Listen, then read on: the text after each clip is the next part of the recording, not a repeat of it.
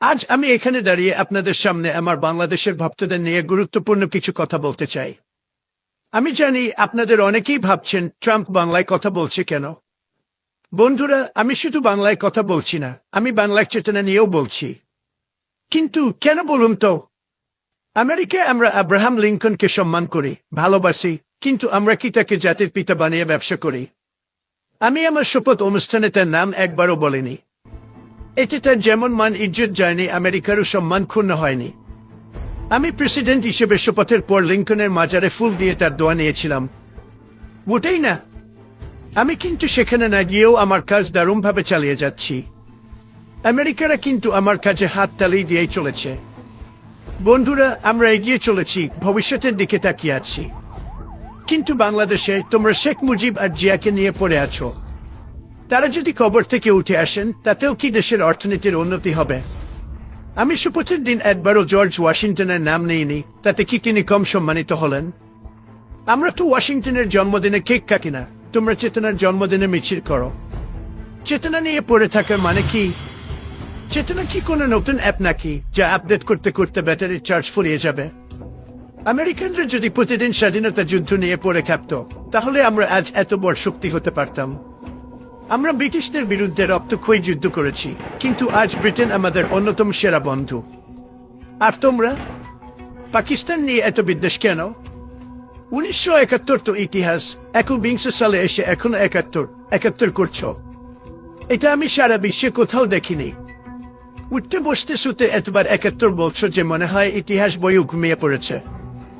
শেখ মুজিব ও তার কন্যা হাসিনা এই চেতনার ইনজেকশন পুশ করে তোমাদের অচেতন করে নিয়ে দেশটাকে তলাবিহীন জুড়িতে পরিণত করেছে। সেই চেতনার ব্যবসা আবার ঘুরে দাঁড়াতে শুরু করেছে আরেকটি দলের হাত ধরে। আমার অনুরোধ, চেতনার ব্যবসাকে শেয়ার বাজারে ওপেন করে দাও। ইলন মাস্ককে সাথে নিয়ে আমিও কিছু চেতনার শেয়ার কিনতে চাই। এক পক্ষ বলে মুজিব না থাকলে দেশ শেষ, আরেক পক্ষ বলে বিএনপি না থাকলে গণতন্ত্র শেষ। এই ব্যবসা কতদিন চলবে? চেতনা কি সেরা হিট গান নাকি যে বারবার রিমিক্স হচ্ছে? আর বলো তো, আমরা কি কানাডাকে আমাদের সমুদ্রবন্দর ব্যবহারের অনুমতি দিয়েছি বিনামূল্যে? একদমই না। আর তোমরা কি করছো? চট্টগ্রাম আর মোংলাপুর ভারতের হাতে তুলে দিয়ে বলছো আমরা এক নয় 7 ঋণ শোধ করছি। বন্ধুরা, ব্যবসার মতো করো, দান খরাতের মতো না। শেখ হাসিনা পালিয়ে গেলে চেতনার ব্যবসায় বিফল হয়ে ওই একই চেতনার ব্যবসা এখন যারা করতে চাচ্ছ, তাদের ভবিষ্যৎ কি হবে জান? বন্ধুরা, তাদের পরিণতি হবে ঠিক সেই সৈশাসক নেপোলিয়নের মতো, শেষ পর্যন্ত নির্বাসনে জীবন কাটাতে হবে। কিন্তু পার্থক্য হলো, নেপোলিয়নের ছিল সামরিক প্রতিভা, আর চেতনার ব্যবসায়ীদের আছে শুধু ফাঁকা বলে। বন্ধুরা, চেতনা শুধু একটা লুটপাটের হাতিয়ার। চেতনা তোমাদের অচেতন করে সর্বশান্ত করার টুলস। তোমাদের নেতারা এই চেতনার মাধ্যমে বিদেশে হাজার হাজার কোটি টাকা পাচার করেছে, আর তোমরা বসে বসে তাদের আঙ্গুল চুষেছ। এই চেতনার দোহাই দিয়ে তোমাদের নেতারা নিজেদের জন্য বিলাসবহুল বেগম পাড়া বানিয়ে নিয়েছে, আর তোমাদের জন্য বানিয়ে রেখেছে মহাখালীর বস্তি। বন্ধুরা, তোমরা শুধু চেতনা নিয়ে ব্যস্ত, কিন্তু দেশ চলবে কিভাবে? সড়ক মহাসড়ক তো ভারতের জন্য ফ্রি খুলে দিচ্ছ, অথচ নিজের দেশে মানুষ ঘন্টার পর ঘন্টা জ্যামে বসে থাকে। ট্রাম্প এটা পছন্দ করে না।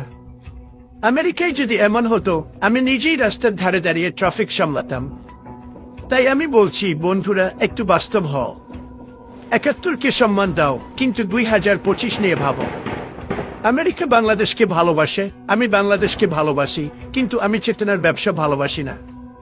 তোমাদের চেতনার দোকানে ডিসকাউন্ট দিলেও আমি কিনব না। ধন্যবাদ।